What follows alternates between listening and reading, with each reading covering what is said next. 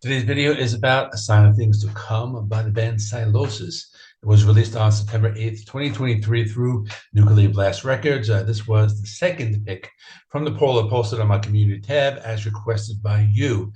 As usual, I'll start with a brief history of the band, read a few excerpts from online reviews, discuss their musical style, go through the tracks, and conclude with my final thoughts. So let's dive in. I Googled the meaning of the word sylosis, and apparently it's a word that the band made up, but I did find this definition in the Urban Dictionary. Reverse pubic sylosis, the condition when the pubic hair grows out of the head and the regular hair grows from the pubic area.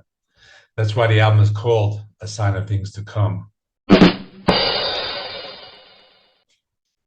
Sylosis hails from England, and their sound is somewhat hard to pin down. At the core, it's thrash metal, but they venture into different directions. They've even explored metalcore and melodic death metal at times. According to Josh Middleton, the foundation of our sound is old school Bay Area thrash. We don't down-tune it. We don't play breakdowns. We do like to incorporate a lot of different metal styles and textures into our music. We like to make all of our songs epic. We like progressive stuff, brutal stuff, and melodic stuff. Band has maintained a fairly consistent presence since their formation in 2000. The debut album, Conclusion of an Age, was released in 2008, and A Sign of Things to Come marks their sixth album. There was a hiatus between 2015 and 2020 when Josh Middleton played with the metalcore band Architects. However, he returned to Sylosis. Critics often consider Sylosis an underground gem that deserves wider recognition. A quote from LidarSounds.com captures this sentiment as well. If Sylosis wanted to make that step from underground darlings to scene heavyweights, then this is the album they needed to nail, and nail it they have. This suggests that the band has the potential to become one of the next big metal acts. On the flip side, a review from Sputnik Music was less enthusiastic, giving the album a 2 out of 5 or 2.5 out of 5.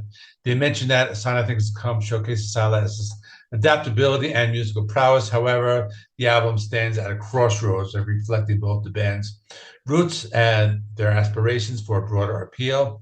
While it's a commendable effort, longtime fans might yearn for the raw authenticity that once defined Sylosis. Before the album's release, 3 singles came out: Deadwood, Poison for the Lost, and the title track, A Sign of Things to Come. The album consists of 10 songs and has a runtime of 43 minutes, with most songs hovering around the 4-minute mark. The album maintains a consistent sound throughout.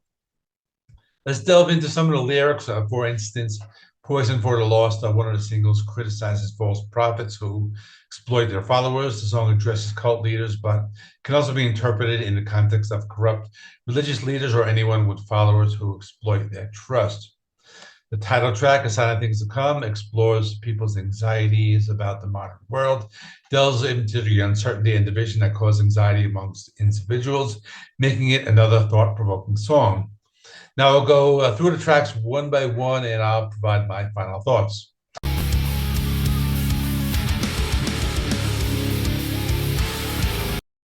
Deadwood is a good album opener. It was like a mix of thrash metal and metalcore, but with some hardcore style vocals. The vocals were heavy, but it was easy to understand what he was saying. There were some cool guitar riffs in the second half of the song, and the guitar solo was on point. There were also some cleaner vocal toward the end of the song.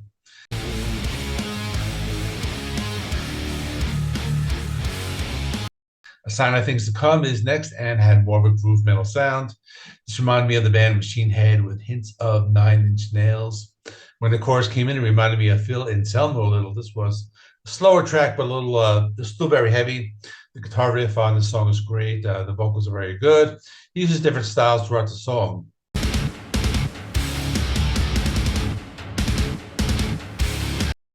Pariah is a song that has some great guitar riffs. They use a lot of different styles throughout. I like the pinch harmonics and machine gun rhythms. Let me also mention that the drumming is very good and works well along with the guitars. The guitar solo is awesome. It was both technical and melodic.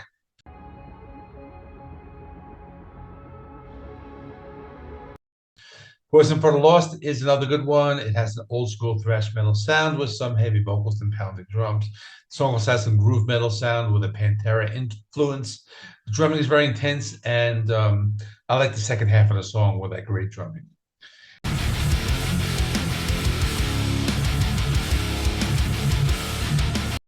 Descent is the next song. We're about halfway through the album. The song is very thrashy. It's not very fast paced, but I think it makes up for it with the heaviness. You also get both clean and harsh vocals. I like the guitar tone in this song. It has that crunchy level of distortion that I like.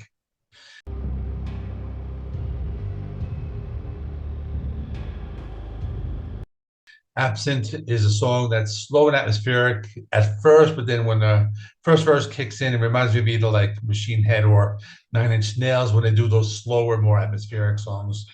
They took a more minimalistic approach with this song. It's mostly vocals and just like sound effects in the background at first, but then the song takes off and gets heavy at the 2.5 minute mark. It's just that slow and suspenseful build that's really good. Then it has this pummeling rhythm section with a very melodic guitar solo.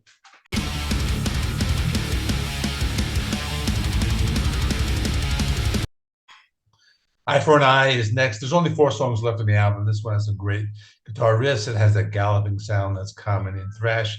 And the guitar riffs are more reminiscent of melodic death metal. The song is a mix of both clean and harsh vocals as well.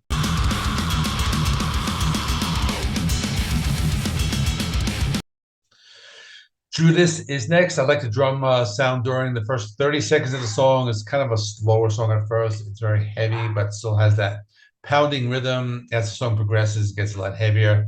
They pick up the pace, it gets faster, and the vocals are still very brutal. As always, the guitar solo is very technical with heavy rhythm guitar accompanying it.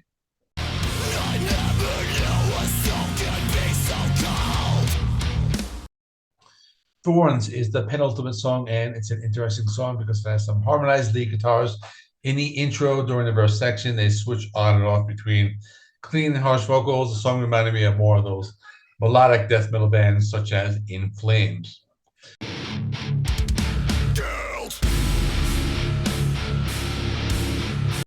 A Godless Throne is the last song on the album, and they get heavy again after a few songs. So the second half being a little lighter, but they turn it up a few notches on this one. The middle of the song has some heavy chugging where they slow down the pace a little bit. The last half of the song is very atmospheric. Let me also mention the guitar solo was one of the best on the song. So to wrap it up, it was very good. I thought the front half of the album was heavier and had more elements of thrash metal and even groove metal. I heard a big Pantera and Machine Head influence on a lot of the songs in the front half, and on the second half of the album. Barring the last song, it was more of a lighter and atmospheric side, which is not too bad.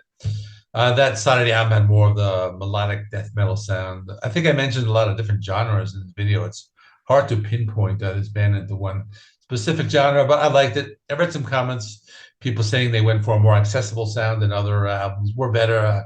I haven't heard them all yet. I've heard a few songs from the other ones, but for me, it's a solid 8 out of 10 and probably gets better with repeat listens.